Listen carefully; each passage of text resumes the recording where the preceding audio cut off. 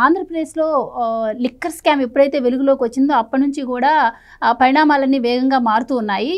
జగన్మోహన్ రెడ్డి గారు అసలు liquor scam గురించి ఏంటి ఇంత జరుగుతున్నా స్పందించరు అనుకుంటే ఎట్టకేలకు ఆయన మీడియా ముందుకొచ్చి అసలు లిక్కర్ స్కామే జరగలేదు, ఈ దొరికిన వాళ్ళందరూ కూడా చంద్రబాబు గారి మనుషులే, ఈవెన్ విజయసాయిరెడ్డి గారితో సహా అంటున్నారు. మరి అంతకుముందు ఈ కేసు గురించి నేను ఏమడిగినా చెప్తాను, ఎప్పుడైనా ఎంక్వైరీకి వస్తానని చెప్పి విజయసాయిరెడ్డి గారు చాలాసార్లు చెప్పారు. మరి ఇంత పెద్ద మాట అన్నా కూడా ఆయన ఇప్పటివరకు దీనిపైన స్పందించకపోవడాన్ని ఎలా చూడొచ్చు అంటారు? లిక్కర్ స్కాము జరగలేదు, వివేకానంద రెడ్డి మర్డర్ కూడా జరగలేదు, కోడికత్తి దాడి కూడా జరగలేదు, అమ్మ మీద కేసు కూడా వేయలేదు, చెల్లెల్ని కూడా మోసం చేయలేదు. ఇంకంతే, ఇంకేముంది, ఇంకేం లేదు. అవి ఎంత నిజాలో లిక్కర్ స్కామ్ జరిగింది అంత కూడా అంత నిజం. లిక్కర్ స్కాము జరిగిన మాట వాస్తవం అని చెప్పి వీళ్ళందరూ యాంటిసిపేటరీ బెయిల్ కోసం వెళ్ళిన వాళ్ళు సుప్రీంకోర్టు దాకా వెళ్తుంటే సుప్రీంకోర్టు ఏం చెప్తుందో మన ముందర కళ్ళ ముందర కనపడుతూనే ఉంది. సుప్రీంకోర్టు వీళ్ళకి యాంటిసిపేటరీ బెయిల్ ఇవ్వాలి అంటే అది మీలాంటి నేరస్తులకి మేము ఇవ్వము అని చెప్తూ ఉన్నారు. మరి అంత సుప్రీంకోర్టు స్థాయిలో కూడా అంత కటువైన వ్యాఖ్యలు చేసి వీళ్ళందరినీ పోయి అరెస్ట్ కండి పోండి అని చెప్తూ ఉంటే జగన్మోహన్ రెడ్డి వచ్చి ఏం లేదండి, అసలు ఏం జరగలేదంటే వివేకానందని మర్డర్ కూడా అసలు జరగలేదు. వివేకానందని మర్డర్ జరిగిందని ఎవరున్నారు? ఎవరు లేదు, అసలు మర్డరే లేదు, కోడికత్తి దాడి జరగనే లేదు. అందుకని జగన్మోహన్ రెడ్డి చెప్పే దాంట్లో అసలు ఏమాత్రం అతనికి చాలా కంగారుగా ఉంది నెక్స్ట్ ఏం జరుగుతుందనేది. ఇప్పుడు విజయసాయిరెడ్డి ఆయన పేరు మీద ఏదో ఒక వార్త సర్క్యులేట్ అవుతూ ఉన్నది. ఆయన మళ్ళీ ట్విట్టర్లోకి వచ్చి అది నేను పెట్టింది కాదని ఏదో చెప్తూ ఉన్నాడు. ఏం పెట్టినా ఇవన్నీ కూడా దొంగ వ్యవహారాలు. ఎవడు కూడా స్ట్రైట్ ఫార్వర్డ్గా చెప్పడు. జగన్మోహన్ రెడ్డి స్ట్రైట్ ఫార్వర్డ్గా చెప్పే ధైర్యం లేదు, విజయసాయిరెడ్డికి స్ట్రైట్ ఫార్వర్డ్గా చెప్పే ధైర్యం లేదు. విజయసాయిరెడ్డి వచ్చి ఏం చెప్పాలి ఇప్పుడు? నువ్వు నన్ను చంద్రబాబు నాయుడికి నేను అమ్ముడు పోయాను అంటావా? నీ సంగతి తేలుస్తా అనాలి. మరి విజయసాయిరెడ్డి ఎందుకు అనటల్లా? ఇప్పుడు అంతే కదా, మేము మీ మీద ఎవరన్నా ఎలిగేషన్ చేశారనుకో మీరేమంటారు? వైలెంట్గా రియాక్ట్ అవుతారు కదా, ఖచ్చితంగా అవుతారు. అది కూడా జగన్మోహన్ రెడ్డి లాంటి వాడు. జగన్మోహన్ రెడ్డికి ఇన్ని అలిబిల్లి కంపెనీలు పెట్టించిన వ్యక్తి అతను అక్రమాస్తుల కేసులో A2. మరి ఇతను ఎందుకు రియాక్ట్ కావట్లేదు? విజయసాయిరెడ్డి ఎందుకు రియాక్ట్ కావట్లేదు? ఆయన రియాక్ట్ కాకపోవడానికి కారణం ఏంటి?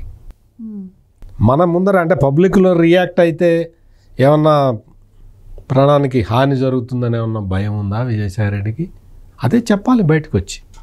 నిన్న మనం ప్రెస్ మీట్లో చూసాం కదా, అసలు మిథున్ రెడ్డికి దీంతో ఏం సంబంధం? ఆ శాఖకు సంబంధించిన మంత్రి కూడా కాదు వాళ్ళు, పెద్దిరెడ్డి గారు, అసలు వాళ్ళకి ఇన్వాల్వ్మెంటే లేదు దీంట్లో అన్నారు. కానీ ఇప్పటి వరకు రాజకేశ్ రెడ్డే అంత బిగ్ బాస్కి చేరవేశారంటే ఇప్పుడు మిథున్ రెడ్డి గారి పేరు కూడా ప్రముఖంగా వినిపిస్తోంది. ఇప్పుడు ఆయన కూడా A7గా A4గాను చేర్చబోతున్నారని కూడా తెలుస్తోంది. మీకు first Jaganmohan Reddy first press conference దీనికి సంబంధించి చూడండి. రాజకేశ్ రెడ్డి ఐటీ అడ్వైజర్గా పెట్టాను, ఐటీ అడ్వైజర్కి దీనికి ఏంటి సంబంధం అన్నాడా లేదా ఒకసారి చూడండి. ఐటీ అడ్వైజర్కి ఈ మద్యం కుంభకోణానికి సంబంధం ఏంటి అని అడిగాడు. ఈ రోజున రాజకేశ్ రెడ్డి తెలుగుదేశం వాడు అంటున్నాడు. అంటే జగన్మోహన్ రెడ్డికి ఏం మాట్లాడుతున్నాడో అర్థం కావట్లా, ఏం మాట్లాడుతున్నాడో ఏం చేస్తున్నాడో అర్థమే కావట్లా. అతనికి మొత్తం మైండ్ బ్లాంక్ అయిపోయింది. అందుకని ఆ రాజకేశ్ రెడ్డిని ఐటీ ఒక అడ్వైజర్గా అసలు ఎట్లా పెట్టావు, ఎందుకు పెట్టావు? ఈ స్కాండల్ చేయడానికి ఆ పదవి ఇచ్చావు. మామూలు రాయలసీమ ఫ్రాక్షనిస్టులు అంతే కదా, ఆడు మర్డర్ చేయడానికి ముందర వాడు వెళ్ళి బెంగళూరులోనో చెన్నైలోనో ఆసుపత్రిలో పడుకుంటాడు, హైదరాబాద్లోనో. అట్లా వేరే సంబంధం లేని వాళ్ళని తీసుకొచ్చి పెట్టి ఇదంతా చేయించావు. రాజకేశ్ రెడ్డి ఎట్లా వచ్చాడు ఈ ఫీల్డ్లోకి? ఎట్లా వచ్చి విజయసాయిరెడ్డి క్లియర్గా చెప్పాడు రాజకేశ్ రెడ్డి ఇదంతా చేశాడని. రాజకేశ్ రెడ్డి పిఏని పట్టుకుంటే వాడు అన్ని విషయాలు చెప్పాడు. మొత్తం వాసుదేవరెడ్డి డైరీలో రాజకేశ్ రెడ్డికి 100 సార్లు పేరుంది. నిన్నొచ్చి అతను మొన్న కాంగ్రెస్ నుంచి వైసీపీలోకి దూకాడండి ఒక అతను. శైలజానాథ్ అని ఒక ఆయన పెద్ద పిసిసి ప్రెసిడెంట్గా పనిచేశాడు. అతని మీద మరి నిన్న మొన్నటి వరకు నాకు కొంచెం మంచి ఒపీనియన్ ఉండేది. ఏదో నిజాయితీపడు మంత్రిగా కూడా చేశాడు, నీ కష్టపడి పైకి వచ్చాడు అని చెప్పి నేను కూడా అనుకునేవాడిని.